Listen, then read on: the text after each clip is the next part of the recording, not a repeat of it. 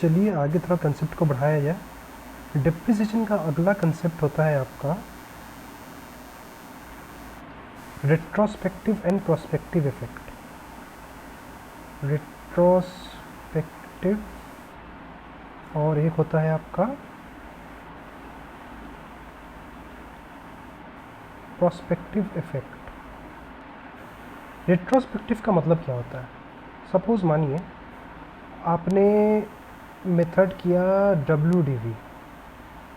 आप WDV से अपने फर्म के या फिर अपने ऑर्गेनाइजेशन में डिप्रिसिएशन लगाते हैं। तो डिप्रिसिएशन जब आप लगा रहे हैं तो आप सपोज़ मानिए 1 जनवरी 2020 आपने एक एसेट परचेज़ किया था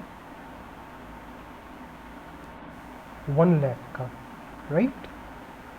और आपने उस पर WDV लगाया। WDV मेथड में डिप्रिसिएशन जब आप लगाते हैं तो साल के अंत में सपोज़ 31/3/2020 @ 10,000 तो 90,000 आपका बैलेंस आता है। फिर आप 10% लगाते हैं अगले साल। ये क्या है? आपका 1/1/2021 का WDV हो गया। फिर आप 31/12/2021 का आप डिप्रिसिएशन लगाते हैं, दैट इज़ 9,000। तो आपका बैलेंस कितना आता है? 81,000 WDV। कब का है ये? 1/1/2022। तो अब आप बोलते हैं कि यार मुझे इस साल जो है दैट इज़ 31/12/2022 में मैं अपने मेथड को चेंज करना चाहता हूँ। मैं अपने मेथड को चेंज करके क्या करना चाहता हूँ? SLM करना चाहता हूँ।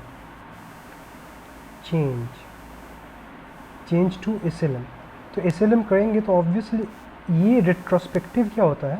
रेट्रोस्पेक्टिव का मतलब होता है आप चेंज करना चाहते हैं SLM from beginning 1/1/2020।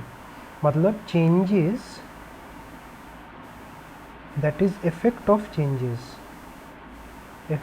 changes will take place from beginning, right? तो बिगिनिंग से आप चेंज करना चाहते हैं। तो अब आप SLM करना चाहते हैं। सपोज मान लीजिए मैं यहाँ पे रेट 10% ही पकड़ रहा हूँ, राइट? तो 10% के हिसाब से क्या होगा?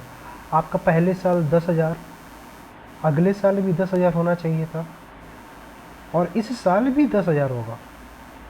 तो इस साल तो आप कितना है? इस साल आपका हिसाब, आपका कैलकुलेशन से आपका डिप्रिसिएशन कितना आना चाहिए था? WDV के मेथड के अनुसार आपका कितना आएगा? 8,100। बट SLM के मेथड के अनुसार आपका कितना डिप्रिसिएशन आ रहा है? 10,000। दैट इज़ आपका न्यू कितना ऐड ऑन हो गया? इस साल 1900 ऐड ऑन हो गया। लेकिन आपने पहली बार तो ठीक लगाया था, लेकिन इस साल आपने क्या किया? कम डिप्रिसिएशन लगाया है। तो इस साल आपको डिप्रिसिएशन ज़्यादा लगाना पड़ेगा। दैट इज़ ये जो प्रीवियस ईयर का जो 1000 अंडर डिप्रिसिएशन है वो यहाँ पे आपका आएगा under PL, adjustment account, right? तो इस साल आपका कितना डिप्रिसिएशन लगा? That is 8,100 plus 1,900 to make it 10,000 and 1,000 जो है आपका ये प्रीवियस ईयर का जो आपने लगाया। तो इस साल आपका एसेट का वैल्यू कितना हुआ? 1 लाख आपका 81,000 था। 81,000 में आपका 8,100 एंड 1,900 दैट इज़ 10,000 ऑलरेडी कमेगा। तो आपका यहाँ पे वैल्यू कितना आया? आपका यहाँ पे वैल्यू आया 71,000 और ये 1,000 वो बैलेंस है जो पिछले साल का था। तो ये 1,000 आपका SLM मेथड में। तो SLM मेथड में आपका एसेट का वैल्यू कितना है? 70,000। इसे हम लोग बोलते हैं retrospective effect, that is effect of changes will take place from the beginning, right? अब हम लोग आते हैं प्रोस्पेक्टिव इफेक्ट में। प्रोस्पेक्टिव इफेक्ट क्या होता है? Change that is effect of change will take place in current year. देखिएगा जब भी कभी भी कोई भी धरना देते हैं बैंक वगैरह में सैलरी वैलरी के लिए, तो बोलते हैं कि मुझे सैलरी चाहिए, हम लोग का सैलरी बढ़ना चाहिए। तो सैलरी वो लोग बढ़ाते हैं किस इफेक्ट से? प्रोस्पेक्टिव नहीं, रिट्रोस्पेक्टिव इफेक्ट से। दैट इज़ वो लोग बोलते हैं कि मुझे 3 साल पहले हम लोग का सैलरी बढ़ जाना चाहिए था, लेकिन हमारा सैलरी अभी तक बढ़ा नहीं है। तो वो लोग हमेशा सैलरी बढ़ाने की मांग करेंगे रिट्रोस्पेक्टिव इफेक्ट पे। और प्रोस्पेक्टिव जो होता है करेंट सिचुएशन पे होता है। सपोज़ हम लोग सेम एग्जांपल पकड़ रहे हैं, तो एसेट आपने कब परचेज़ किया? 1/1/20 परचेज़ किया आपने 1 लाख, फिर 31/12 को आपने डिप्रिसिएशन लगाया 10%। कौन सा? WDV मेथड में, दैट इज़ 10,000। फिर आपका वैल्यू ऑफ एसेट हो गया 90,000। फिर आप बोल रहे हैं ये कब होगा? 1/1/2021। फिर आप 31/12/2021 को डिप्रिसिएशन लगाते हैं 9,000। फिर आप कहते हैं वैल्यू 81,000। ये कब का WDV है? WDV that is 1/1/2021। फिर आप सॉरी 1/1/2022।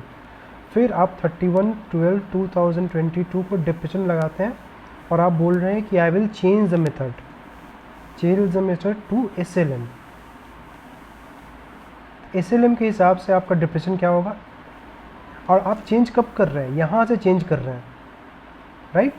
31st, मतलब इस साल आप चेंज कर रहे हैं। तो इस साल जब आप चेंज कीजिएगा, यहाँ पे आपने क्या लगाया था? WDV में देखिएगा डिप्रिसिएशन का रेट क्या होता है? हमेशा कमता ही जाता है। अमाउंट 10,000 था, 9,000 था, अब यहाँ पे कितना हो गया? 8,100। बट यहाँ से क्या हो रहा है? ये SLM हो रहा है।